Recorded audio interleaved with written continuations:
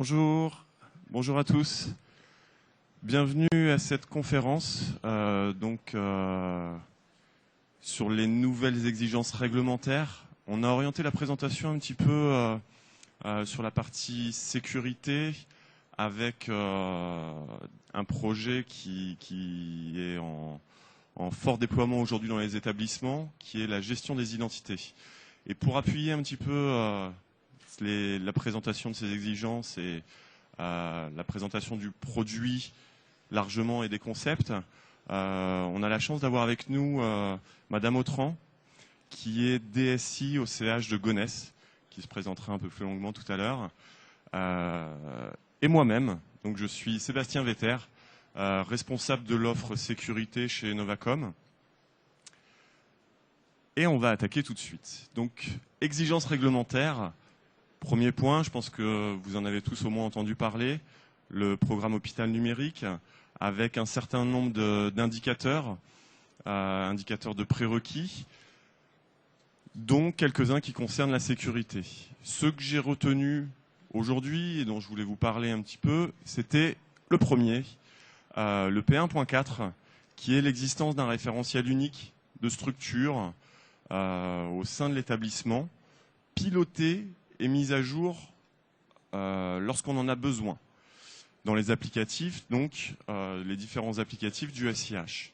Donc ça, typiquement, ça touche déjà un projet gestion d'identité, parce que quand on va parler gestion d'identité, gestion des personnes, il faut bien pouvoir les rattacher à des structures, à des unités fonctionnelles, et pour ça, il faut déjà pouvoir propager un petit peu ces structures dans les différentes briques applicatives du système d'information.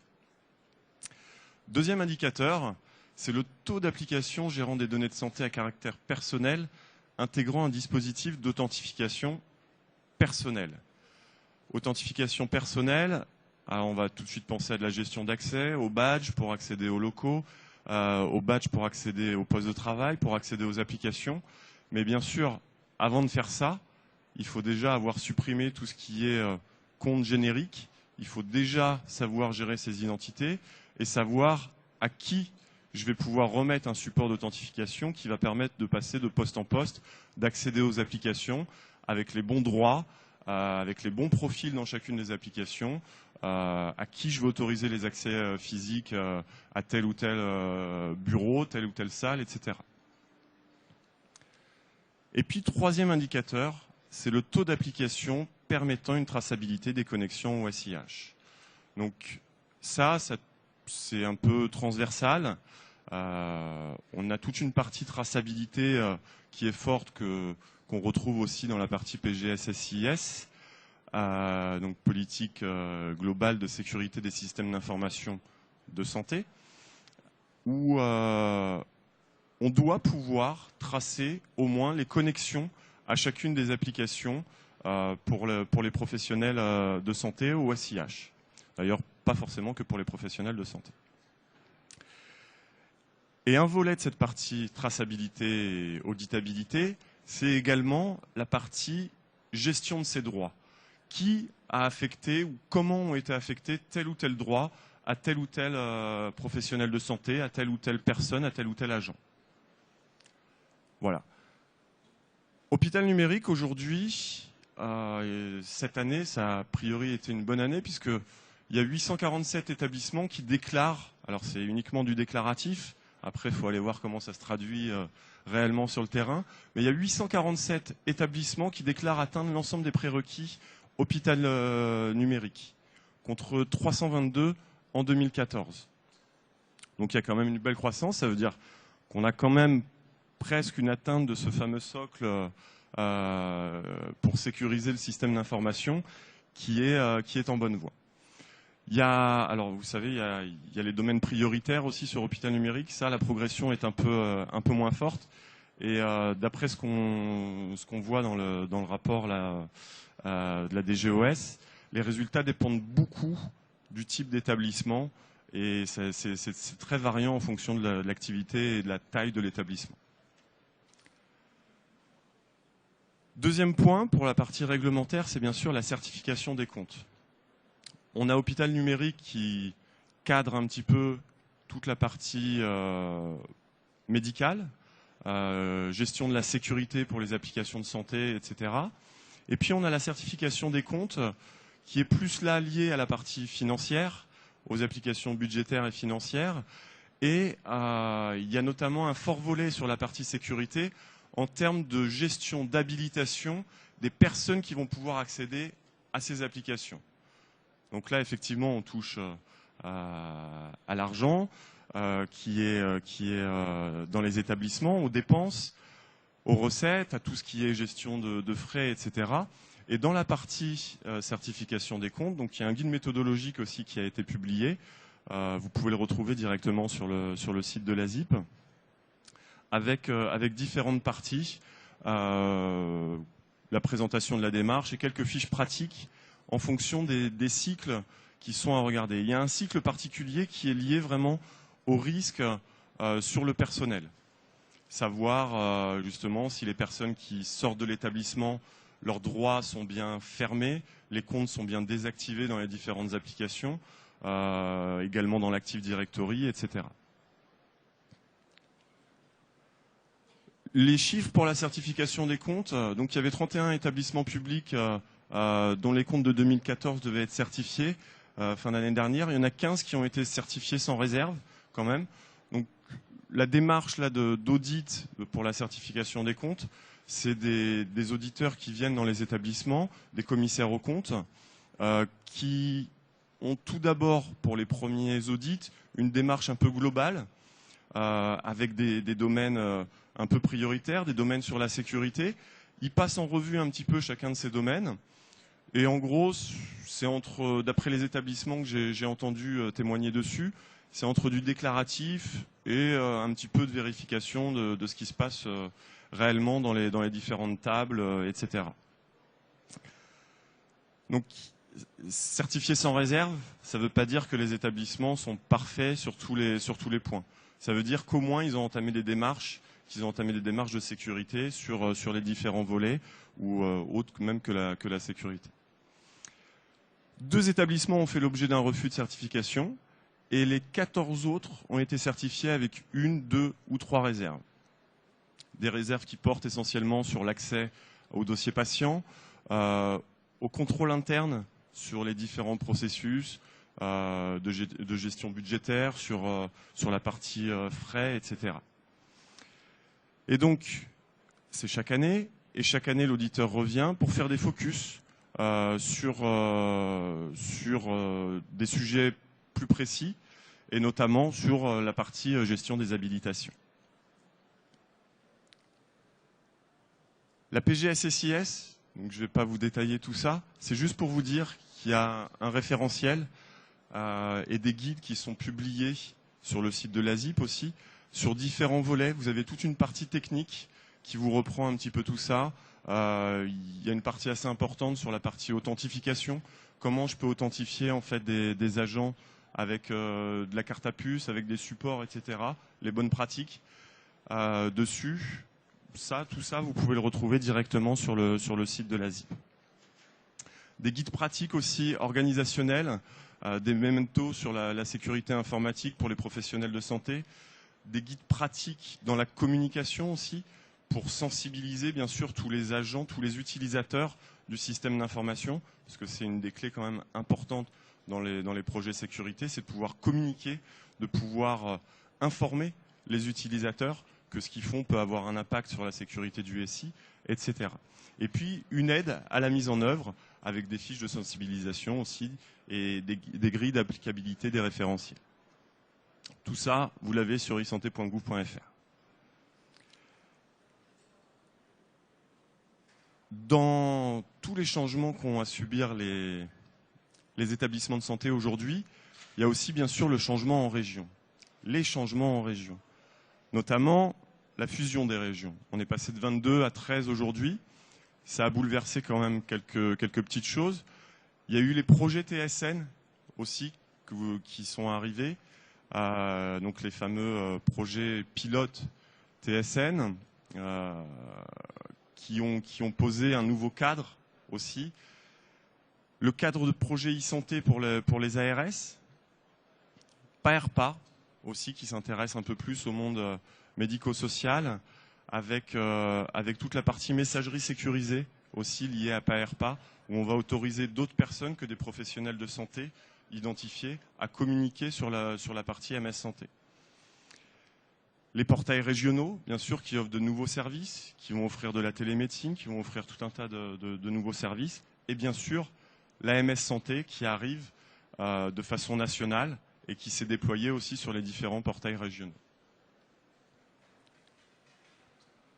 Donc l'évolution des SIH, des systèmes d'information hospitaliers, il y a eu plein de projets qui sont arrivés autour des hôpitaux.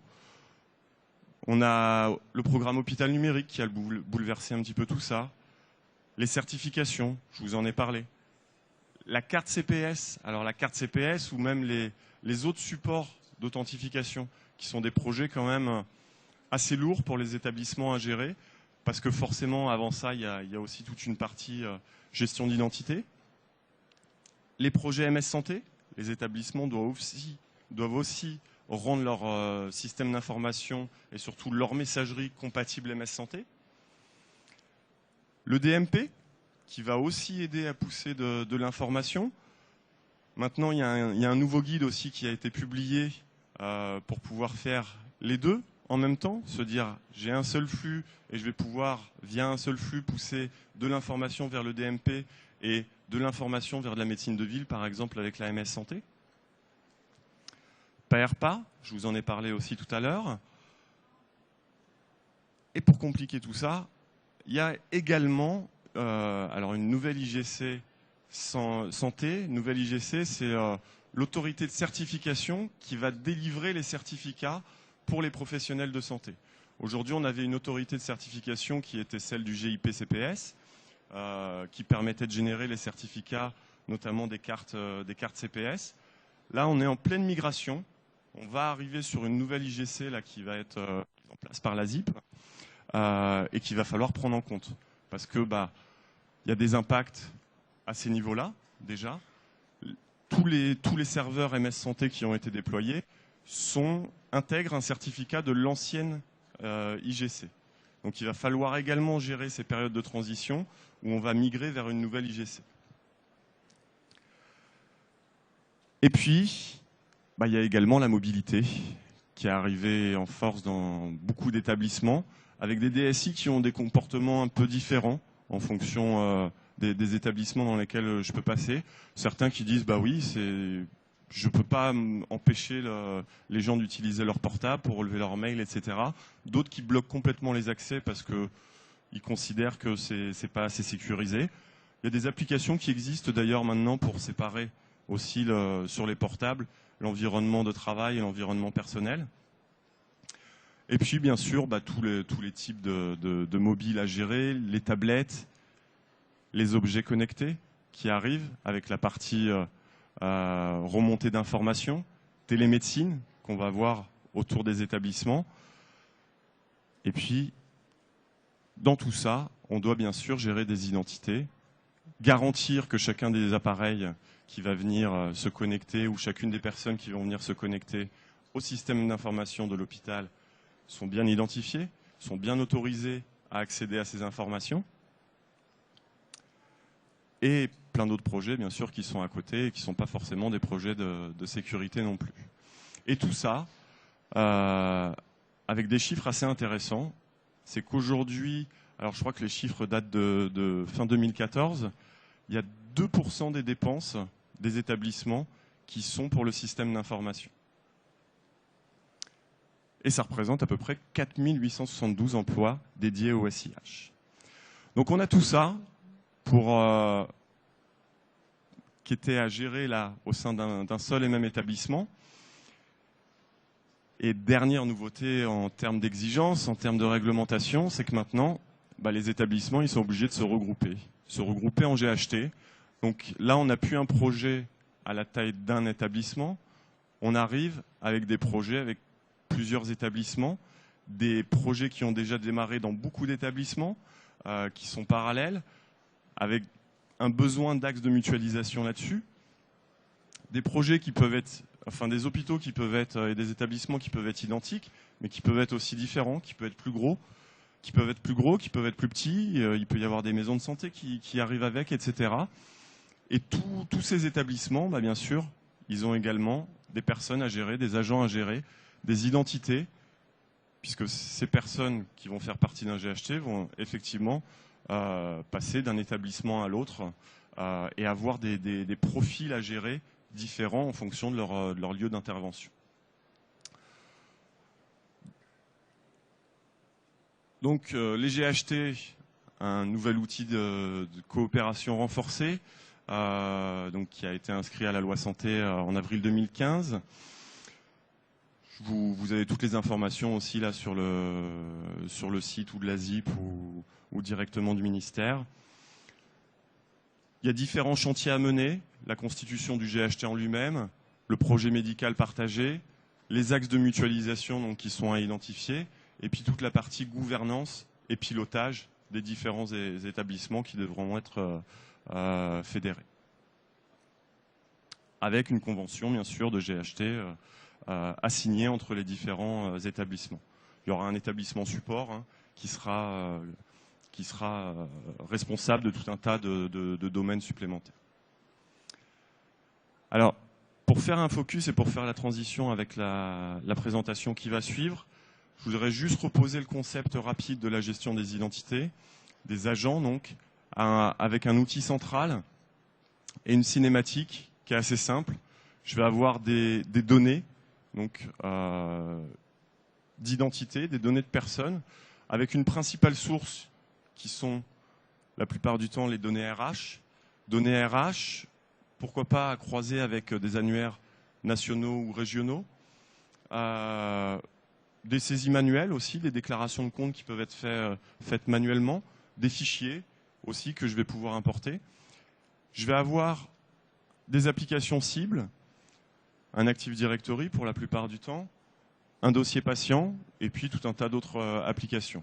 Et au centre, une solution de gestion d'identité, ici Novacom Identity Manager, qui a un référentiel de structure, un référentiel de personnes, un référentiel d'habilitation et intégrant un moteur de règles.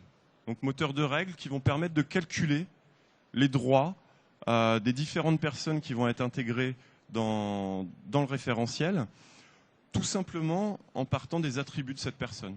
Parce que cette personne, elle est médecin aux urgences, alors elle aura accès au dossier des urgences, à l'application des urgences avec tel profil, etc. Donc je vais avoir les connexions, bien sûr, aux différentes applications qui vont me permettre d'automatiser la récupération de ces données, d'aller chercher ces données, les transformer si nécessaire et les intégrer dans le référentiel pour ensuite les repousser vers les applications cibles. Dans le cadre d'un GHT, c'est tout simplement que je vais avoir d'autres logiciels qui vont arriver en amont, d'autres logiciels sources, différentes applications RH de chacun des établissements. Je vais également les intégrer, mais là, je vais avoir toute une logique de consolidation et de fusion des différentes informations.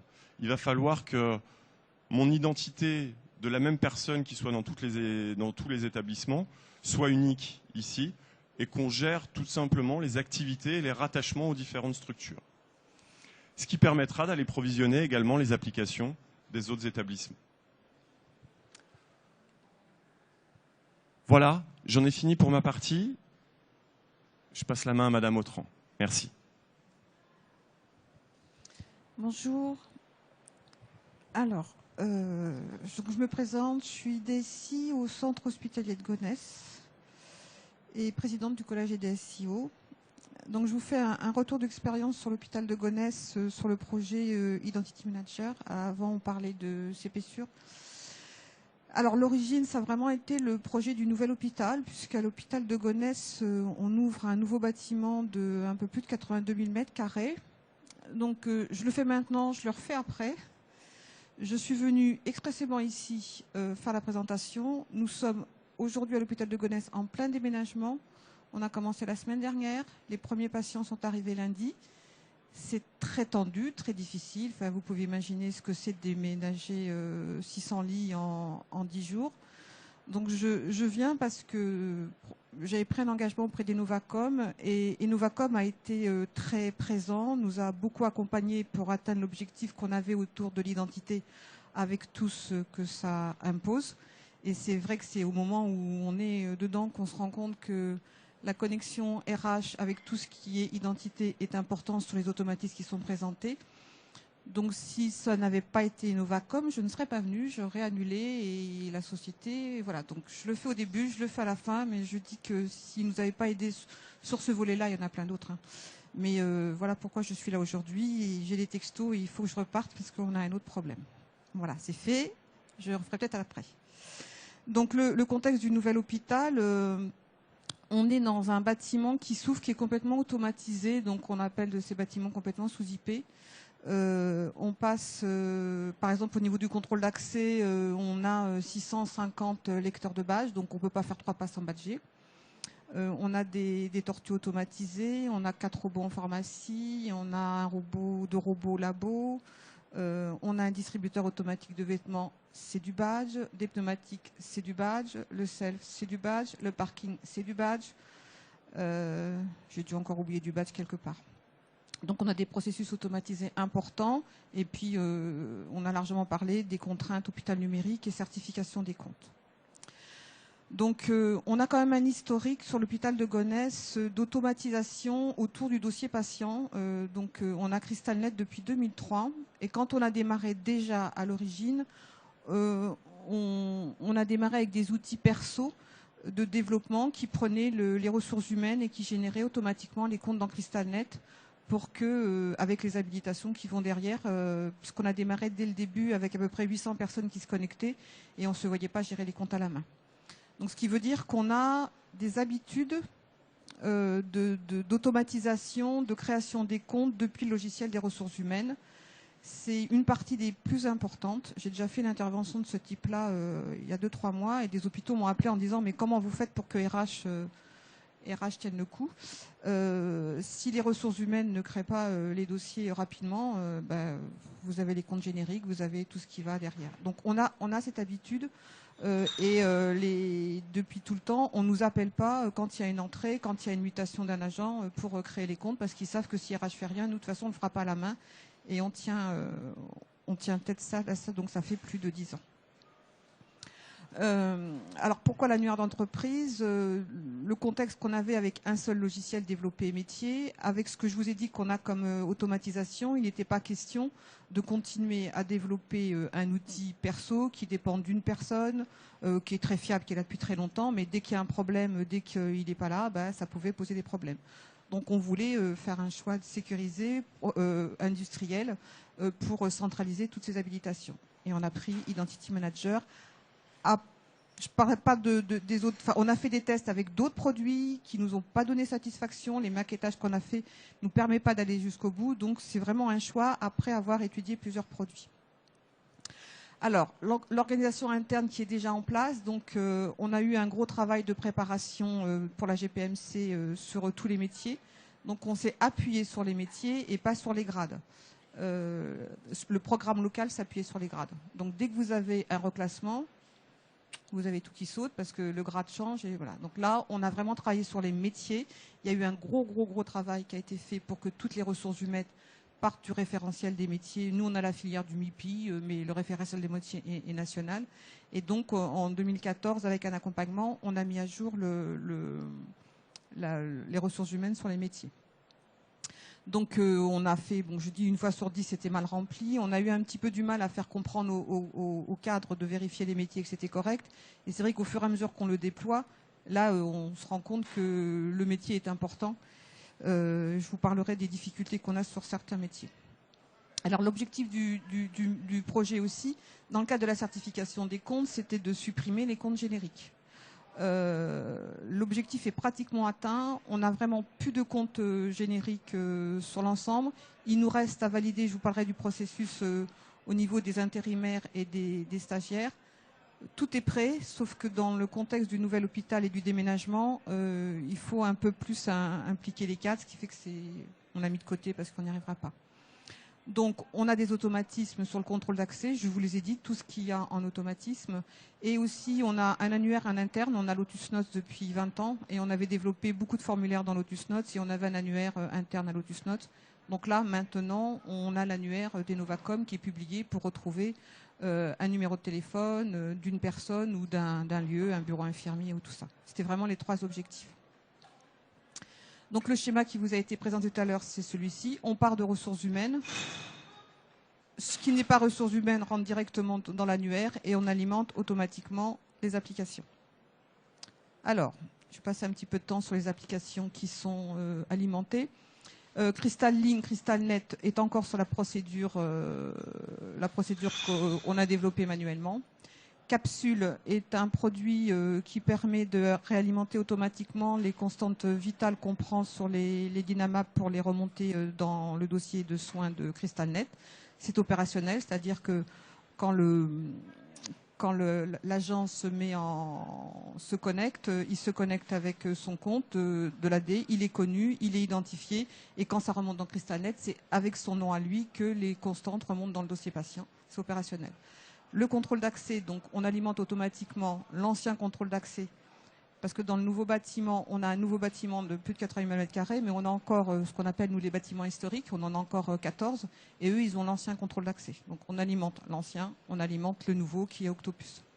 Les parkings, ça va arriver, là, donc c'est du provisioning depuis, mais maintenant c'est classique. Le distributeur de vêtements est opérationnel, on a eu le texto là depuis ce matin. Donc quand un agent badge, il récupère ses vêtements. Donc il faut qu'il soit identifié avec son code, tout ça, et on alimente automatiquement pour que quand quelqu'un arrive, il est créé dans RH, il passe par Identity Manager, le provisioning au niveau du DAV. Quand il se présente auprès de la lingère, il est connu. Elle rentre sa taille en disant il fait taille S en pantalon, en truc. Et ensuite, à chaque fois qu'il badge, il est identifié. Si jamais il s'en va, il faut qu'il rentre ses vêtements et il ne peut pas retirer ses vêtements. Donc ça, c'est important puisque on n'a plus du tout, dans les unités, on a souvent des rôles avec tous les vêtements qui tombent. Là, on a des vestiaires en sous-sol, il n'y a plus de vêtements dans les étages et tout doit être sur le DAV. Donc là, on s'est rendu compte l'importance maintenant qu'on est dedans, l'importance du provisioning en automatique, parce que on s'est rendu compte en déménageant qu'il y avait des badges qui étaient cassés, on avait des vieux badges qui étaient cassés, donc il a fallu les refaire. Quand on refait un badge, on refait l'intérieur du badge, le code interne, il faut réalimenter tous les process. Et si on n'était pas automatisé avec Annuaire Entreprise, on se fait tout à la main, les agents arrivent, ils ne sont pas connus, enfin. Et après, on arrive sur des réseaux parallèles où on a des badges, qu'on prend les badges des voisins. La téléphonie, c'est là où on a eu un gros appui au niveau des Novacom. Donc on passe d'une téléphonie PABX en IPBX sous Cisco. Donc il fallait alimenter l'annuaire téléphonique de Cisco avec les téléphones existants. On s'est complètement appuyé sur Identity Manager où là on a fait tout le provisioning des numéros de téléphone, autant tout ce qu'on avait, et à partir de là on réalimente tout, on réalimente l'AD pour que la téléphonie aille chercher l'annuaire et l'identification sur l'AD. Gestion documentaire, c'est une GED où donc chacun peut aller consulter et valider les publications. La gestion des risques, c'est pareil, de façon individuelle, on peut faire une déclaration d'événements indésirables et suivre la traçabilité de ce qu'on a fait. Donc c'est automatique et on le fait de façon individuelle sur son compte. On a numérisé un dossier médical puisque sur le nouvel hôpital, on est zéro papier forcé puisqu'il n'y a pas d'espace. Il n'y avait pas d'espace pour les archives et puis il n'y avait pas d'espace dans les services pour stocker les dossiers papier. Donc on a dû numériser et on a dû travailler sur des habilitations automatisées de ceux qui sont autorisés à numériser, de ceux qui sont autorisés à consulter le dossier médical numérisé. Donc le provisioning. Les armoires sécurisées, on a Omnicell. Donc on a une armoire par étage. Donc il faut absolument qu'on ait une identification des agents qui sont autorisés et qui enlèvent du médicament. Donc là, cette armoire, elle a un double provisioning. Elle a le provisioning patient avec les HL7 que l'on connaît et un provisioning identité des agents pour que quand ils badgent, ils sont connus et qu'ils sont autorisés à venir chercher du médicament et d'avoir la traçabilité. Donc ça, au début, on avait démarré avec 2 armoires en test, une aux urgences et après en réa. Et la pharmacie nous a dit il n'est pas question qu'on rentre 2000 agents à la main. Donc voilà, donc le provisioning a été fait. Le self, voilà, on avait un badge pour le self et puis un autre pour le contrôle d'accès, donc on a tout passé pour avoir le même badge. Donc ça a été un franc succès. Hein. Ils ont vite compris qu'il n'y avait plus qu'un badge, il n'y en avait pas deux. Ça marche bien. Et les pneumatiques, c'est à la marge. Donc là, on ne démarre pas tout de suite sur le nouvel hôpital. C'est essentiellement pour les poches de chimio, avoir la traçabilité de la récupération des poches pour plus avoir à signer du papier. Donc ça, c'est le contexte nouvel hôpital. Donc je réinsiste, on a vraiment beaucoup d'assistance pour qu'ils puissent nous aider sur les provisionnings et pour que ça fonctionne. Donc au sein de la DSI, au début, le projet a été lancé par une société qui s'appelle NCS, qui a mis la clé sous la porte depuis, avec grands dégâts pour tout le monde, y compris pour Innovacom. Au début, on avait et c'est là où ils nous ont aidés, c'est-à-dire que on avait NCS qui nous accompagnait, on a choisi, et on ne le regrette pas, Innovacom pour l'annuaire d'entreprise. Ils nous ont mis la clé sous la porte en nous lâchant. Et là, Innovacom a clairement dit à Gonesse, on ne vous lâchera pas. Je crois qu'ils n'ont pas été payés, on va jusqu'au bout. NCS, c'est dur. Ils nous ont pas lâchés du tout alors qu'ils n'ont pas été payés. Ils ont vraiment été jusqu'au bout de l'accompagnement pour qu'on réussisse le projet Nouvel Hôpital. Je le ferai plus encore une fois, le remerciement. Donc au niveau des RH, on a eu beaucoup de vérifications sur le métier, ce qui est le plus important. Alors, ce qu'il faut savoir quand on est sur le métier, il faut être vigilant, et nous, RH, a été très vigilant, c'est que pour pouvoir obtenir une habilitation, par exemple, on a du personnel administratif qui passe sur la numérisation du dossier médical. Au début, on avait mis l'habilitation du dossier médical de la numérisation que sur les secrétaires médicales. Donc on nous disait, eh ben, mettez là secrétaire médical, comme ça on aura la numérisation. Mais comme on est sur du provisioning général surtout, si on la mettait secrétaire médicale, elle avait aussi des habilitations d'une secrétaire médicale qu'un agent administratif ne doit pas avoir. Il a le droit de numériser, mais il n'a pas le droit d'aller faire des comptes rendus, d'aller voir des comptes rendus médicaux et tout. Donc à chaque fois, il faut vraiment être vigilant sur les automatismes et la vérification en termes d'habilitation et de métier. Ce que le commissaire aux comptes nous a fait. Donc je ne sais pas si j'ai une diapo sur le commissaire aux comptes, mais je vous dirai ce que le commissaire aux comptes nous a demandé sur les process qu'on a mis en place. Donc on a eu cette grosse vérification, comme on avait un process qui existait déjà entre les ressources humaines, de bien vérifier que ce qu'on avait dans RH, on le retrouvait bien et qu'il était bon, et qu'une fois qu'il est dans l'annuaire d'entreprise, on ne se remet plus en cause en disant « Ah oui, mais c'est pas bon parce que… » Donc ce gros travail de vérification avec des requêtes BO et la vérification des entrées et des sorties au niveau de l'annuaire. Donc le flux qu'on a fait, donc ça c'est l'exemple qui a été le plus lourd au niveau du contrôle d'accès, mais le schéma est le même. Donc on a Agir, on fait les entrées, les sorties, les mouvements, on alimente l'annuaire d'entreprise avec les différents process. Ce qui est dur à faire passer aux sociétés, je le mets à la fin, c'est que le provisioning dans les applications, ils sont habitués à aller chercher des choses dans l'AD. Et en fait, ils nous font grossir l'AD avec des profils, des machins, des bidules, donc ça vient un petit annuaire d'entreprise.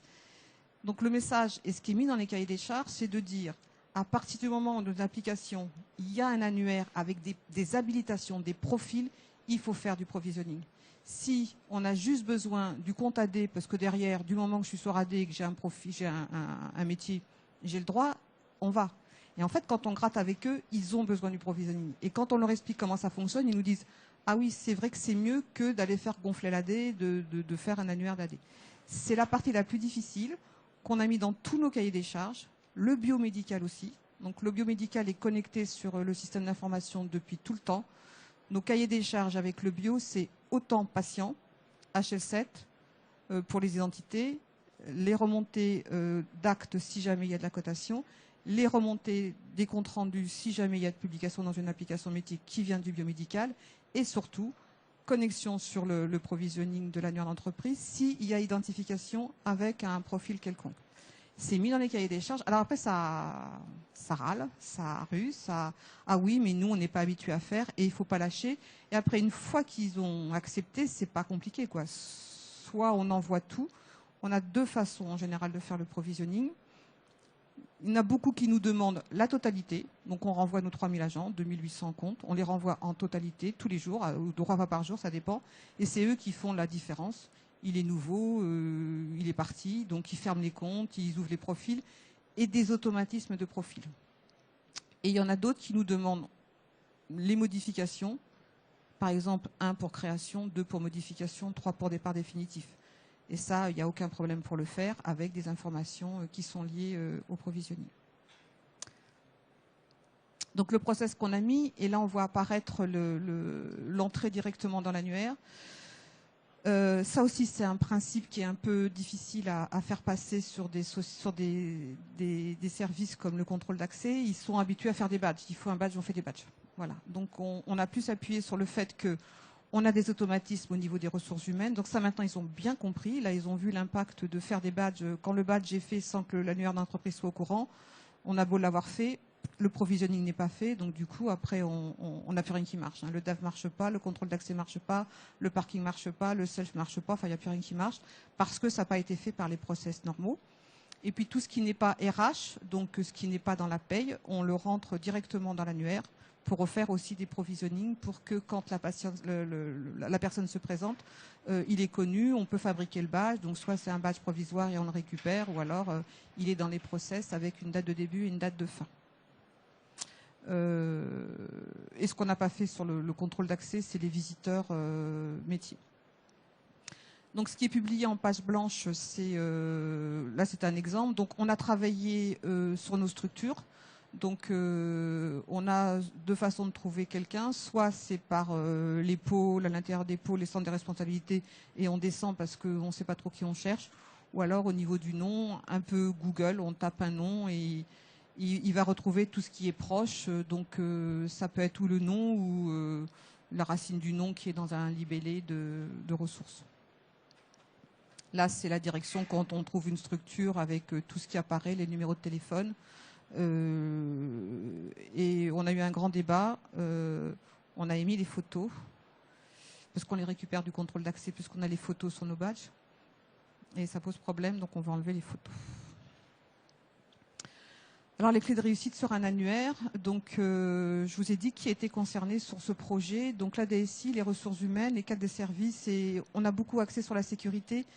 Une fois que la sécurité est convaincue, nous à cause de nos 650 lecteurs de badge, là, qui sont convaincus qu'on ne peut pas tout faire à la main et que c'est le point d'entrée, ils portent encore plus auprès des agents le fait qu'il faut qu'on ait quelque chose qui passe par RH et RH qui est bien à jour. Donc la mise à jour des métiers au niveau des ressources humaines, bien calé dans le CCTP ce que veut dire le provisioning et l'importance qu'il y a de le mettre, avec ce que je vous ai dit tout à l'heure, les règles de base. Si l'application métier a un annuaire interne, il faut du provisioning. S'il n'y a pas d'annuaire interne, ils peuvent s'appuyer sur l'AD. Et les CCTP qui ont été validés avec le biomédical sur l'ensemble des process. Donc là, on est sur les agents. Mais on a vraiment les deux, agents et patients, quand on a besoin. Et maintenant que c'est mis, ils signent. Alors ils disent oui, mais ils y vont. Alors le retour sur la mise à piste de l'annuaire, il y a deux impacts. Il y a le fait que les comptes ne sont pas créés tant que RH n'est pas créé. Il y avait des personnes qui tardaient, surtout tout ce qui est médical, les internes et tout ça. Quand ils arrivaient, ils ne donnaient pas beaucoup d'informations pour créer les comptes. Ça ne les gênait pas. Et là, de toute façon, si les ressources humaines n'ont pas créé les comptes, ils n'ont pas accès au DPI, ils n'ont accès à rien. Et là, en plus, maintenant, ils n'ont pas les badges, ils n'ont plus rien. Donc, il faut faire très vite. Par contre, l'autre impact pour les ressources humaines, c'est qu'eux aussi, ils n'ont pas beaucoup le droit à l'erreur. Il faut qu'ils fassent vite. C'est-à-dire que les internes, ils arrivent le 1er du mois, donc quand c'est le 1er mai, c'est le 2 mai ou le 2 novembre. Nous, on les forme pendant... ça prend à peu près 2 semaines, la formation qu'ils ont sur le système d'information patient. Mais il faut que les comptes soient créés pratiquement dans les 2-3 jours qui suivent. Les mutations, c'est pareil. Les changements de service, c'est plus fiabilisé. Donc là, l'impact, il est plus positif au niveau des ressources humaines parce qu'avant, les gens bougeaient et RH n'était pas tout à fait au courant. Surtout quand c'est des mouvements interpôles, les gens pensent que c'est pas grave. Là, si les changements de service ne sont pas faits, les habilitations ne sont pas remontées dans le dossier patient. Donc du coup, on n'a plus les habilitations. Donc ça, c'est l'aspect positif. Donc on a un gain de temps sur la création des comptes. On a une sécurisation de tout ce qui a accès aux données sensibles, puisque vraiment les profils sont faits en fonction des noms. Et On a toute une campagne d'accompagnement aussi qu'on a menée sur l'accès à l'information et sur les habilitations. On a ouvert beaucoup le dossier médical puisqu'on est zéro papier. Donc tous ceux qui ont accès au dossier papier ont accès au dossier numérisé ou informatisé. C'est beaucoup plus facile d'accéder à un dossier informatique qu'un dossier papier. Donc on a aussi une grosse campagne de sensibilisation à la sécurisation, à l'accès aux données sensibles et que c'est nominatif. On a une mise à place donc de tous les process internes. Cette culture, maintenant, je pense qu'on l'a. Tout le monde parle d'annuaire d'entreprise et on a été prêt pour le nouvel hôpital. Ça, c'est pas moi. Alors, au niveau, je voulais parler de la certification des comptes. Donc, on vient de faire une deuxième revue puisqu'on était dans les premiers hôpitaux. La première vague, c'était les hôpitaux qui avaient... et en Ile-de-France, il y en avait 2 en test. Donc, il y avait Gonesse et Poissy-Saint-Germain. Donc, quand ils ont vu l'année dernière le travail qu'on avait fait sur l'annuaire d'entreprise, ils l'ont félicité et ils nous ont dit qu'il fallait absolument continuer pour qu'on le fasse vraiment sur tout. Et là, donc, on a fait la deuxième visite. Là, ils sont enfin sur la deuxième visite. Donc, je ne sais pas si autour, il y en a qui ont déjà fait ou la première ou la deuxième. Ils sont vraiment complètement accros aux habilitations, à la traçabilité et aussi à la séparation des fonctions et de prouver qu'on sait gérer et que la séparation des fonctions est bien faite. Donc, du coup, des automatismes comme on a sur l'alimentation où on a défini des process, des profils, des métiers et que ça se fait automatiquement, on ferme les comptes, on les ouvre, ça leur convient le plus possible.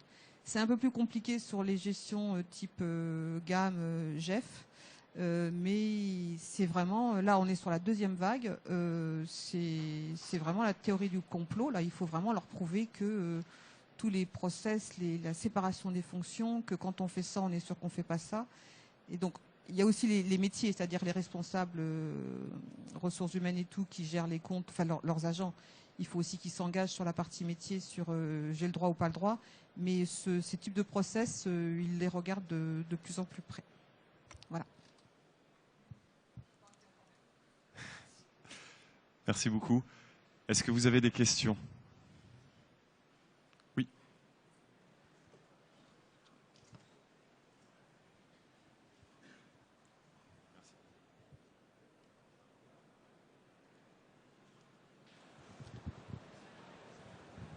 Oui, c'est plus sur la solution. Alors, l'IAM, Identity Access Management, c'est un outil technique pour populer des annuaires. Madame parle de rôle métier. Quelle est la brique qui va gérer donc ces rôles métiers et les habilitations associées à ces rôles métiers et la population des annuaires associés au rôle métier? En fait, c'est la solution que je présentais tout à l'heure, qui est Novacoma Identity Manager, qui intègre directement un moteur de règles et un moteur de rôle et d'habilitation. Donc, c'est ce que je disais, c'est des règles qu'on va pouvoir définir directement dans l'outil, qu'on va appuyer, paramétrer en fonction des différents attributs des fiches personnes.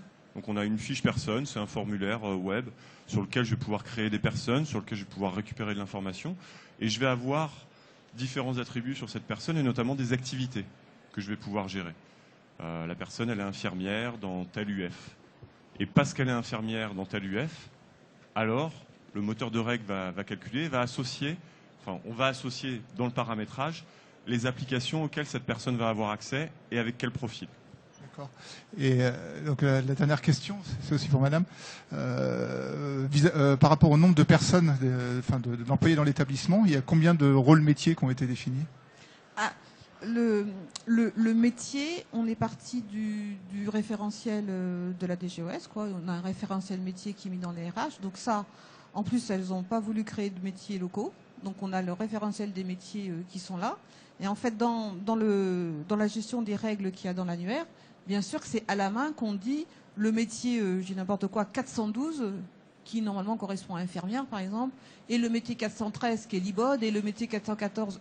Bien sûr que c'est pas par l'opération du Saint-Esprit, c'est-à-dire que je sais que le code métier, je vais lui mettre un process qui fait que je vais alimenter automatiquement le dossier machin, et qui fait qu'après, lui, l'application métier, c'est que le code 312 est infirmière, et après, il fera du paramétrage.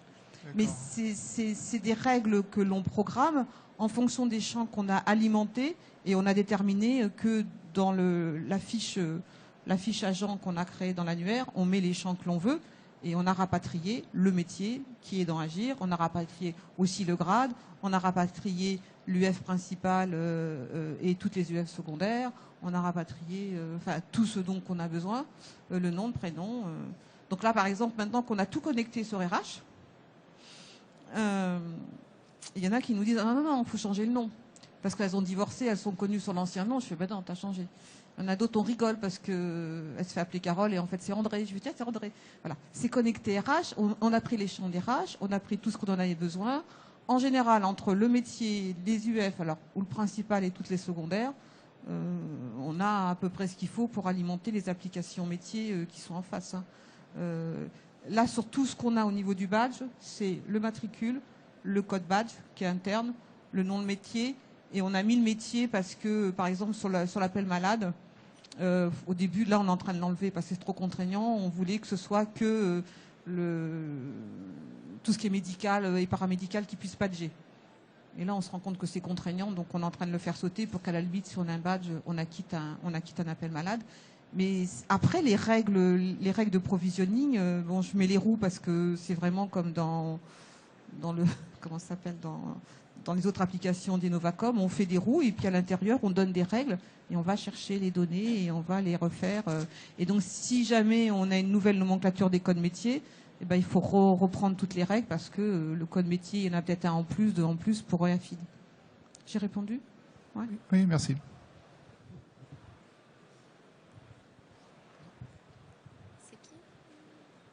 Encore des questions? Non? Merci beaucoup. Merci beaucoup, Madame Autran. Juste pour finir, donc, si vous voulez plus d'informations, il y a quelques cas clients, dont celui de Madame Autran, qui est sur notre site, innovacom.fr, cas client. Et vous pouvez aussi suivre toute notre actualité sur Twitter, sur LinkedIn.